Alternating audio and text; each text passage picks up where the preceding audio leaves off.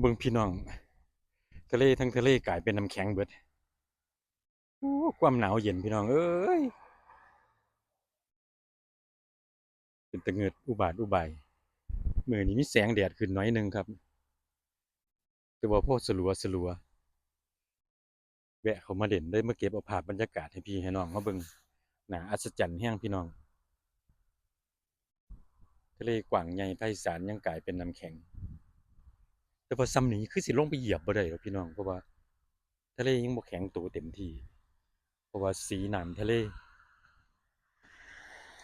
ยังค่อนข้างเป็นสีใสๆอยู่พี่น้องอาจจะแข็งบ่ถึงฟุต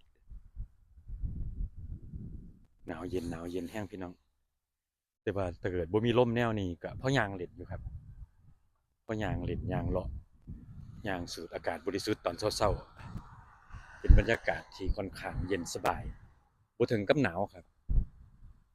บรรยากาศแบบนี้ย่างเที่ยวย่างเล่นบ่เบื่อพี่น้องเป็นบรรยากาศที่ว่าย่างเลาะแบบสบายใจเลยเบิ่งความหนาของหิมะท่วมเข่าพี่น้องท่วมหัวเข่าสะอ่อนความหนาวเย็นสามารถเป็นไปได้ทุกอย่างทุกแนวพี่น้องเดี๋ยวเอาไว้เจอกันใหม่คลิปวิดีโอหน้าครับ ขอบคุณทุกกำลังแรงใจที่แวะเข้ามาเยี่ยมเก็บเอาความหนาวเย็นจากประเทศแคนาดามาฝากครับก่อนหินกลายเป็นน้ำแข็งไปเลย